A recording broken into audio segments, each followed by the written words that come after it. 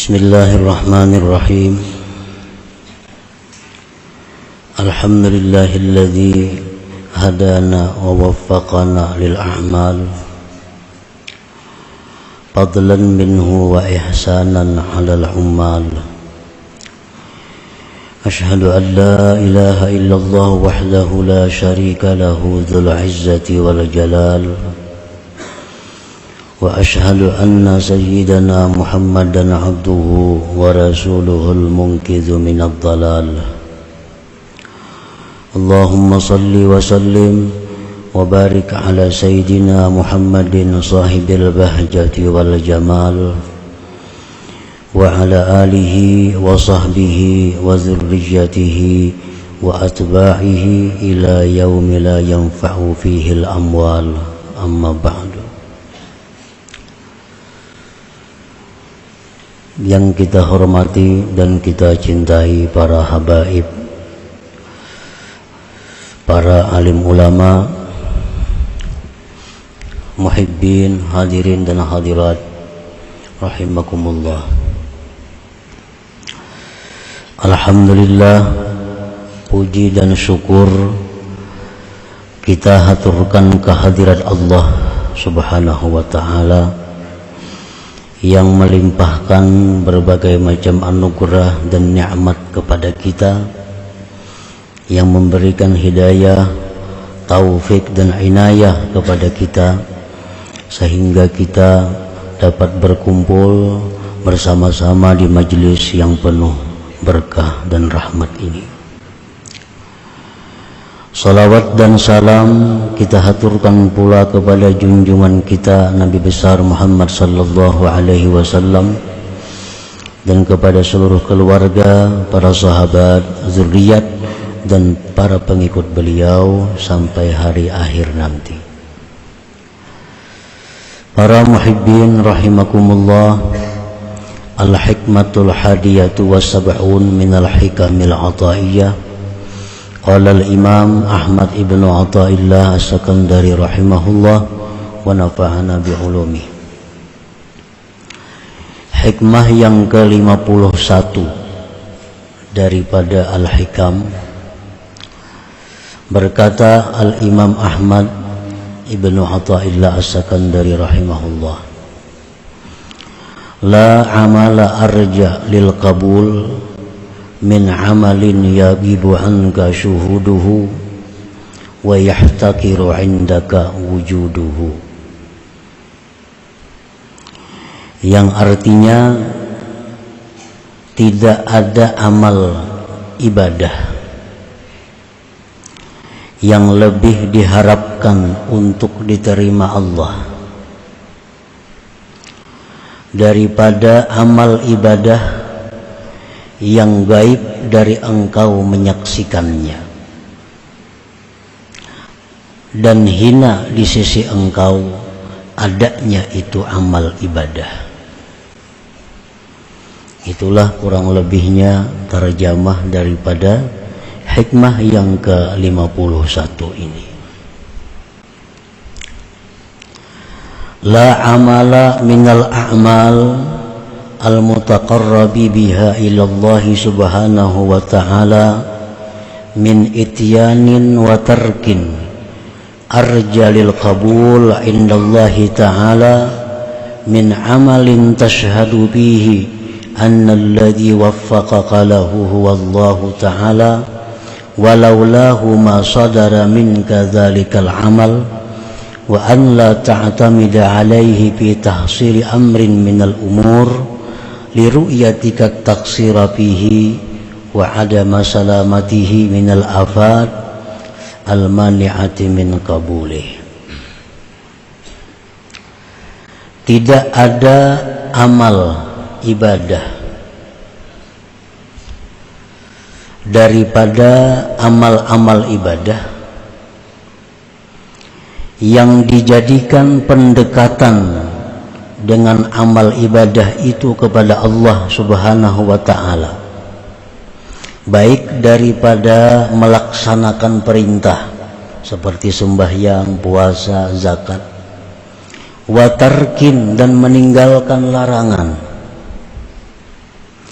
yang lebih diharapkan untuk diterima di sisi Allah Ta'ala daripada amal ibadah yang kamu saksikan pada amal itu, bahwa yang memberi taufik kepada engkau bagi amal itu adalah Allah Subhanahu wa Ta'ala. Dan jikalau tidak ada taufik dari Allah, tidaklah timbul, tidaklah muncul, terbit daripada engkau yang demikian amal ibadah itu.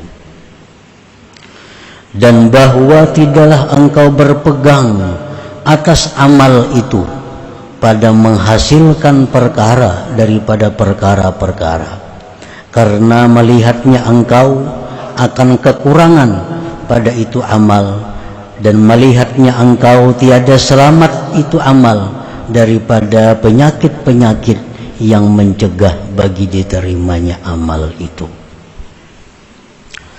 Para muhibbin rahimakumullah, pengarang ini di dalam hikmah yang ke-51 ini membicarakan masalah sebab amal diterima Allah.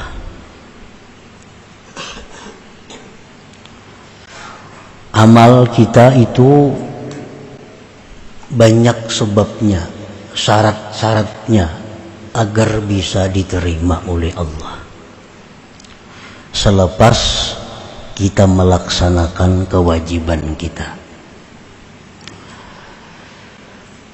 Amal ibadah yang kita lakukan apabila cukup syarat rukunnya, terhindar daripada yang membatalkannya, maka amal ibadah itu sudah dikatakan sah.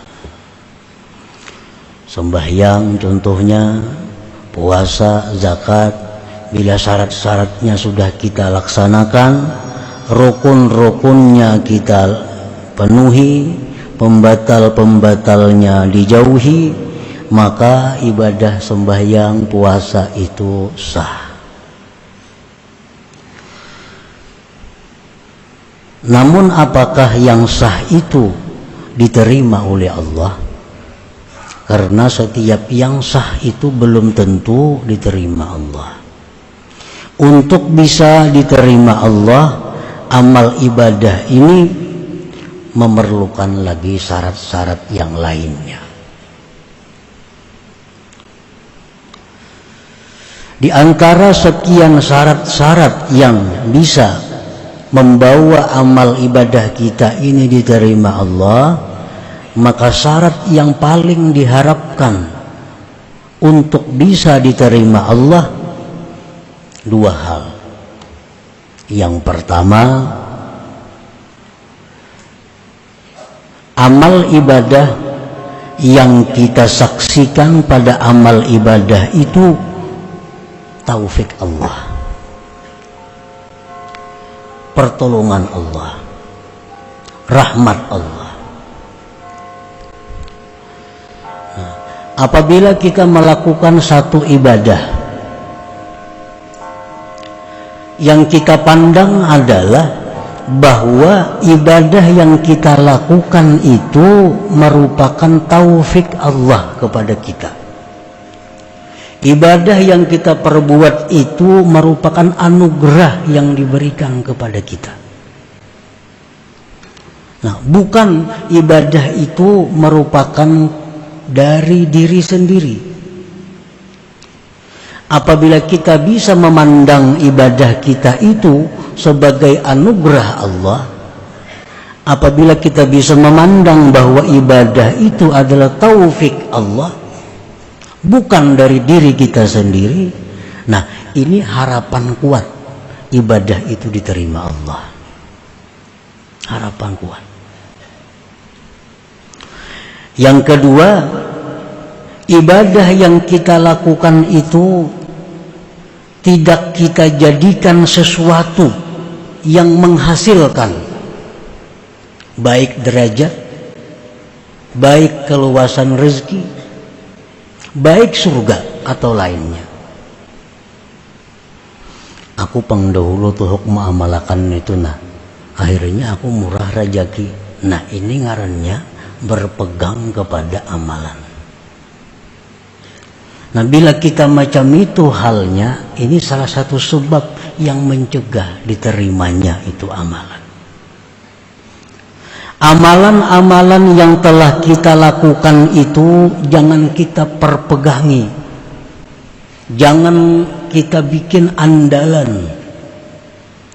Sebabnya apa? Sebabnya kita tahu bahwa amalan yang kita lakukan itu banyak rusaknya. Kita tahu bahwa amalan yang kita perbuat itu banyak aibnya. Jadi janganlah kita berpegang kepada amalan-amalan yang kita lakukan itu. Yang kita pegang adalah rahmat Allah yang diberikan kepada kita. Bila dua hal ini ada di dalam satu amalan, maka itu adalah tanda yang kuat bahwa amal ibadah kita itu diterima di sisi Allah Subhanahu wa ta'ala. Kita umpamanya sembahyang kita itu kita saksikan bukan dari diri kita, tetapi sembahyang itu adalah semata-mata anugerah Allah. Demikian ibadah lainnya. Yang kedua, sembahyang itu kada bisa aku jadikan sebagai alat, aku jadikan sebagai sebab untuk mencapai sesuatu. Karena sembahyangku itu banyak rusaknya. Jadi yang aku harapkan bukan dari sembahyang itu. Yang kuharapkan adalah rahmat Allah yang melimpah kepadaku. Nah, bila dua hal itu ada pada satu sembahyang, maka sembahyang itu harapan besar diterima oleh Allah Subhanahu wa ta'ala. Allah Subhanahu wa ta'ala berfirman, "Walaula fadlullah 'alaikum wa rahmatuhu ma zaka minkum min ahadin abada." Andai kata tidak ada anugerah Allah atas kamu, tidak ada rahmat Allah atas kamu, tidaklah bersih dari kamu seseorang jua pun. Nah, seandainya tidak ada anugerah, tidak ada rahmat Allah kepada kita, kita kada kawa sembahyang, kita kada kawa puasa, kita kada kawa berzakat, kita kada kawa menuntut ilmu. Kenapa kita bisa menuntut ilmu? Itu karena anugerah Allah. Nah, anugerah itulah yang kita pandang dalam setiap amal ibadah kita. Jangan kita pandang diri kita.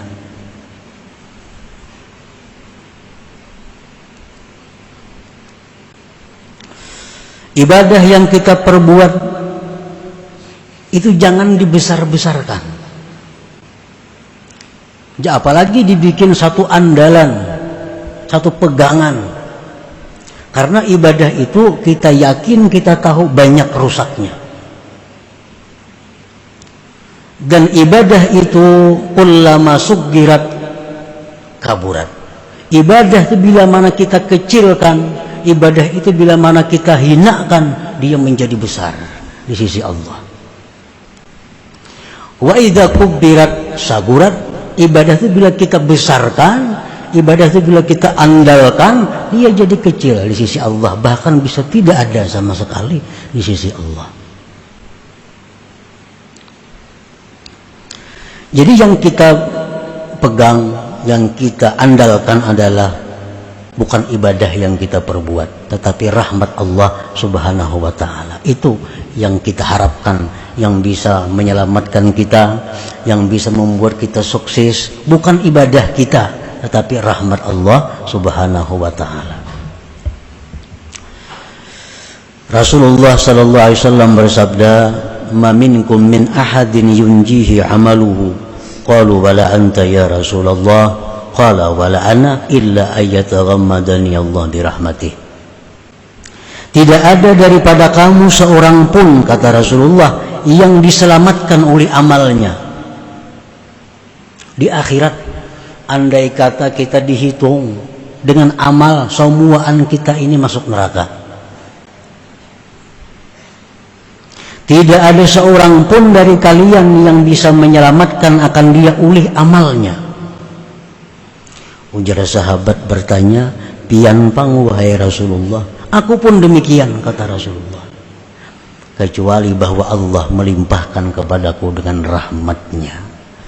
Nah, jadi kita jangan dengan sembahyang ini supaya jangan masuk neraka, dengan sembahyang ini supaya masuk surga. Kebiasaan seperti itu ditinggalkan. Ditinggalkan. Aku berharap dengan sembahyangku ini aku bisa ke surga. Dengan sembahyangku ini aku terhindar daripada ke neraka. Itu ditinggalkan. Nah, kita sudah sampai ke suatu pengertian bahwa ibadah yang kita lakukan itu kada bisa diandalkan demikian. Yang bisa kita andalkan adalah rahmat dan anugerah Allah Subhanahu wa ta'ala. Para muhibbin rahimakumullah. Nah, ini jangan diartikan bahwa kada perlu sembahyang, jangan diartikan demikian. Mun itu kada perlu puasa, kada kawa diandalkan juga. Mun itu kada perlu sembahyang, kada kawa diandalkan juga. Nah, bukan diartikan demikian. Sembahyang puasa itu adalah kewajiban kita yang mesti kita laksanakan sebagai hamba Allah. Sembahyang wajib dilaksanakan. Namun sembahyang yang kita laksanakan itu jangan dibesar-besarkan. Jangan dipandang itu kemampuan diri sendiri. Sembahyang kita laksanakan, tapi kita pandang itu anugerah Allah. Kita pandang bahwa itu adalah rahmat Allah.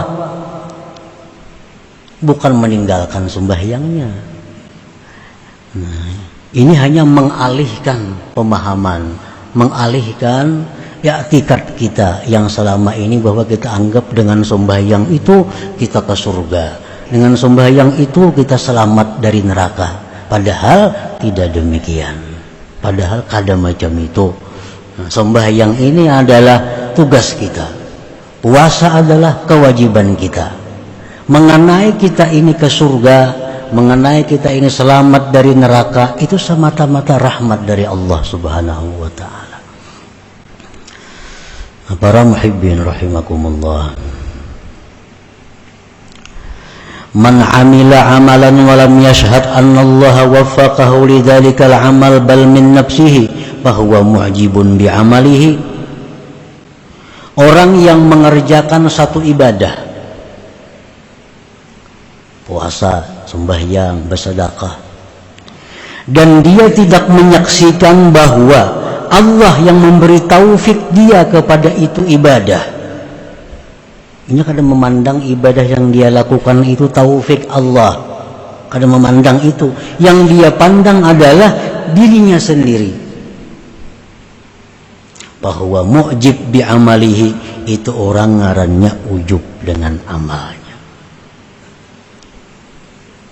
Aku bersedekah, aku sembahyang, aku naik haji, tapi lupa kepada anugerah Allah. Nah, lupa kepada pemberian Allah, pertolongan Allah. Maka ini orang adalah mu'jib, ujub.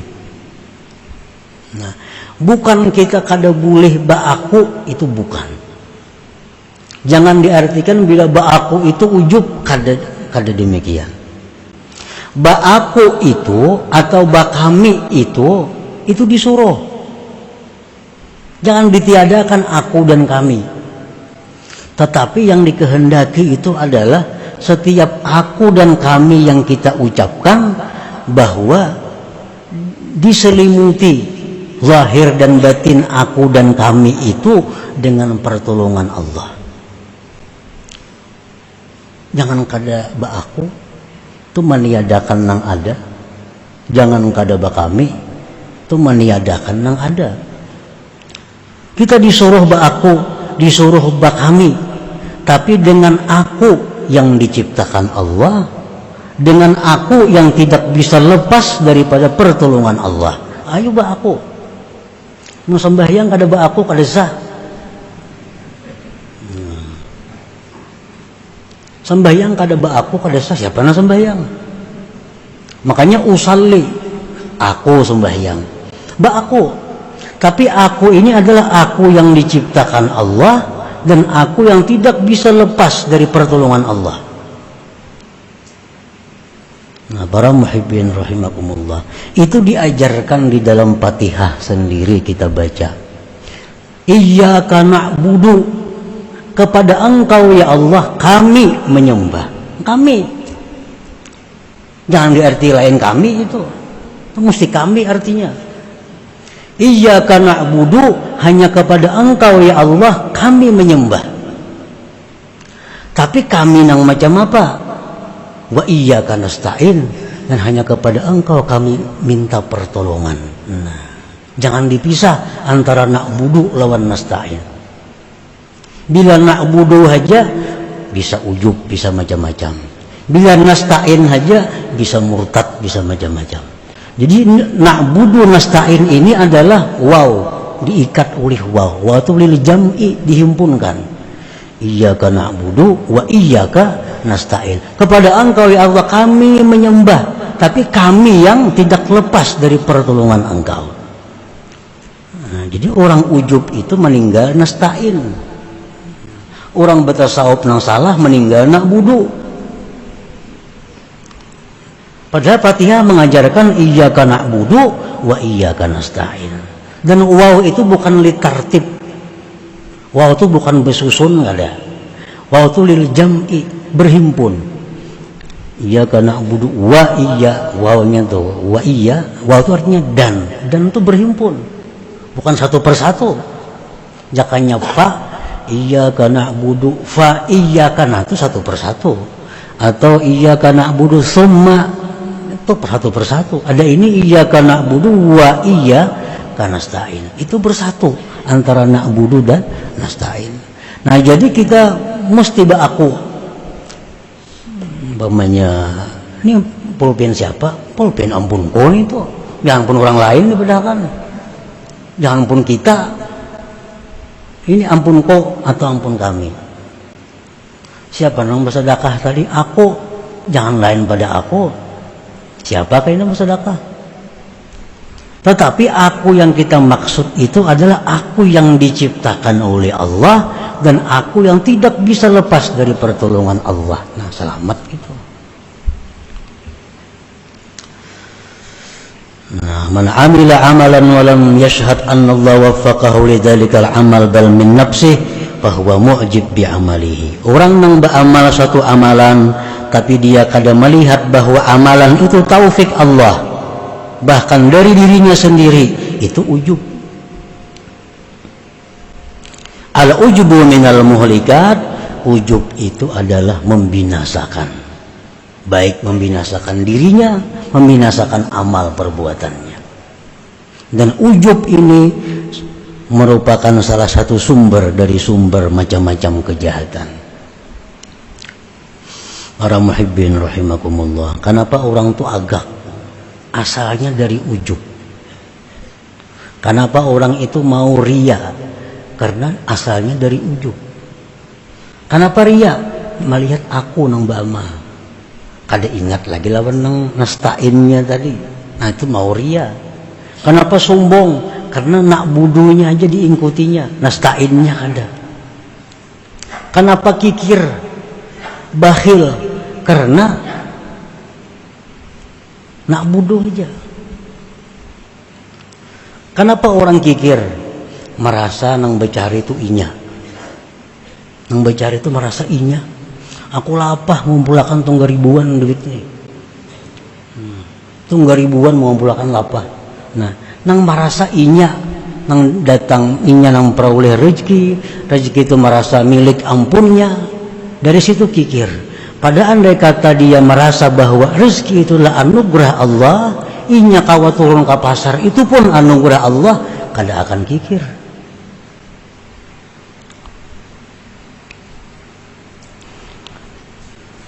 Qala Nabi sallallahu alaihi wasallam thalathul muhlikat syuhun muta wa hawan muttaba wa ijabul mar'i bi nafsihi. Ujar Nabi 3 hal yang membinasakan manusia ini. 1, sifat kikir yang ditaati.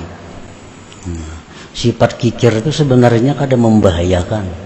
Nang membahayakan tuh karena ditaati. Kikir itu dalam hati paraya bewakaf, paraya bersedekah, paraya memberi makan orang. Itu kikir. Itu kan jadi masalah. Nang masalah tuh dituruti. Nah, itu masalahnya. Makanya jar Nabi syuhun muta. Kikir yang ditaati. Wa hawan muttaba, hawa nafsu yang diikuti. Hawanya sama juga kalau jadi masalah. Hendak itu, hendak ini, hendak macam-macam. Namun kalau diturutin apa ada? Nang bahaya itu yang muttaba diikuti. Yang ketiga ujar Nabi kita, wa ajabul mar'i bi nafsi, dan ujubnya seseorang dengan dirinya. Ini merasa keberadaan dirinya ini nang beramal, merasa dirinya ini nang bersedekah, merasa dirinya nang sembahyang, merasa dirinya nang puasa, merasa dirinya nang naik haji, tanpa mengingat pertolongan Allah. Tadi nasta'in. Qala Isa alaihi wa ala nabiyyina as-salatu wassalam, kam min sirajin qad atfa'athu ar-rih wa kam min 'abidin qad afsadahu al-ujub.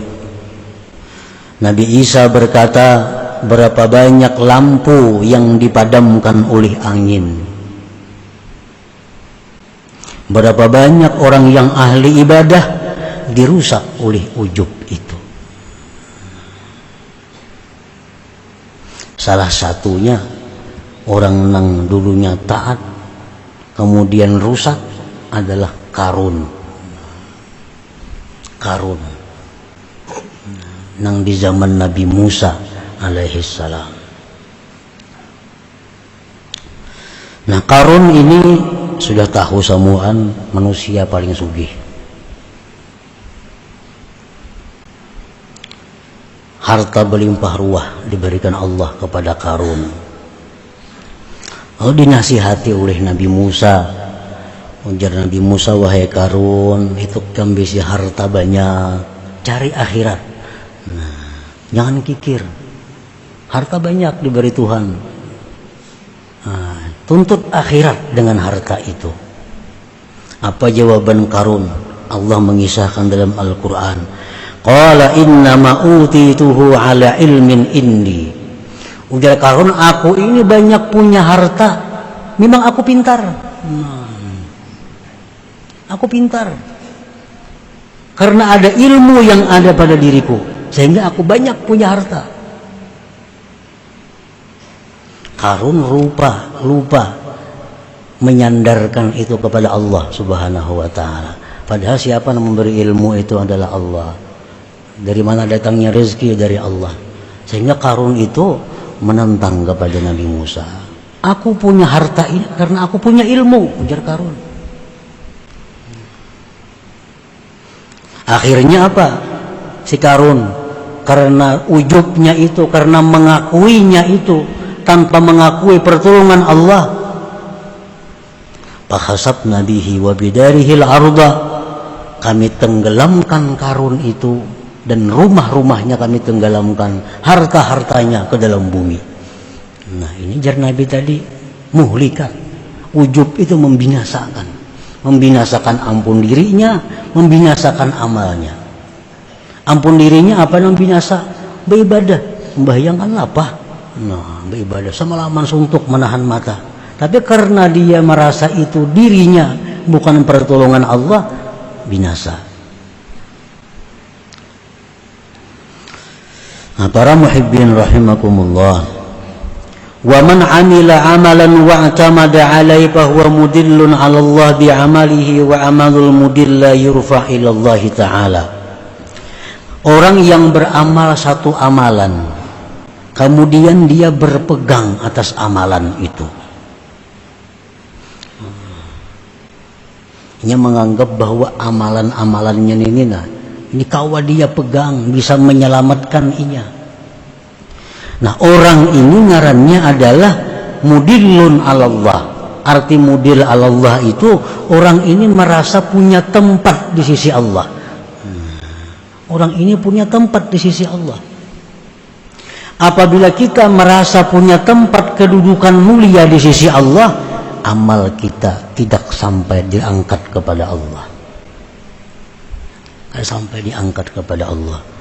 Rasulullah SAW bersabda, Inna salatal mudil la turfa'a fawqa ra'sihi. Sembahyang orang yang merasa punya tempat di sisi Allah, merasa punya kedudukan di sisi Allah, itu tidak liwat atas kepalanya. Nah, kalau sampai ke hadirat Allah. Nah, para muhibbin rahimakumullah, dikisahkan di dalam kitab Ihya Ulumuddin bahwa seorang ahli ibadat yang sudah berapa puluh tahun ibadah kepada Allah,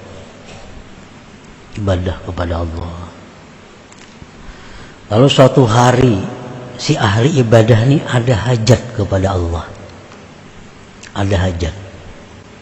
Lalu dia berdoa kepada Allah, ya Allah, hamba ada hajat kepada Engkau, hamba minta ini. Doanya kayak itu. Kada dikabulkan Allah. Sehari, seminggu, sebulan, setahun, kada kabul. Lalu ujar si ahli ibadah ini, kalau aku minta kepada Allah, doaku tuh kada dikabulkan Allah, berarti aku ini orang yang jahat di sisi Allah. Berarti aku ini kada punya kedudukan di sisi Allah. Buktinya doaku kada kabul. Jakanya aku ini ada kedudukan di sisi Allah, doaku tuh kabul. Ini menunjukkan bahwa aku tidak punya kedudukan apa-apa di sisi Allah. Buktinya doaku kada kabul.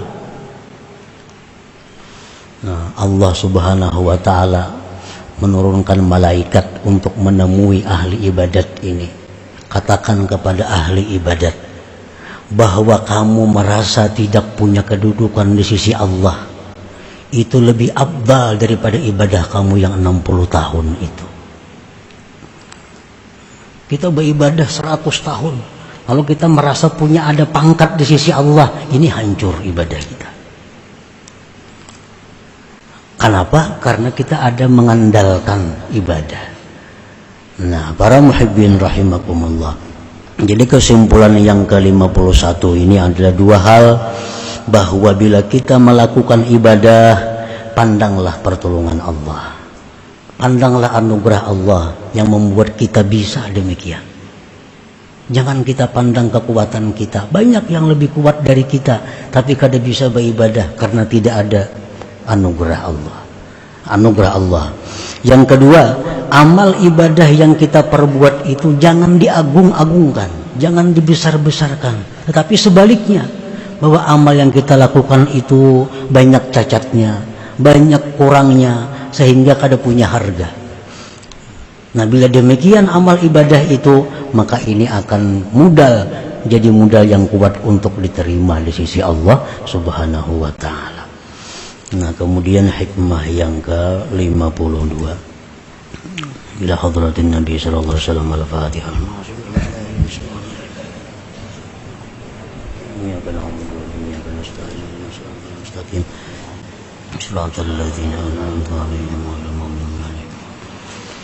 يا الله بها يا الله بها يا الله بحسن الخاتمة يا الله بها يا الله بها يا الله بحسن الخاتمة يا الله بها يا الله بها يا الله بحسن الخاتمة فيا أيها الرجل منه شفاعة صلوا عليه وسلموا تسليما اللهم صل وسلم وبارك عليه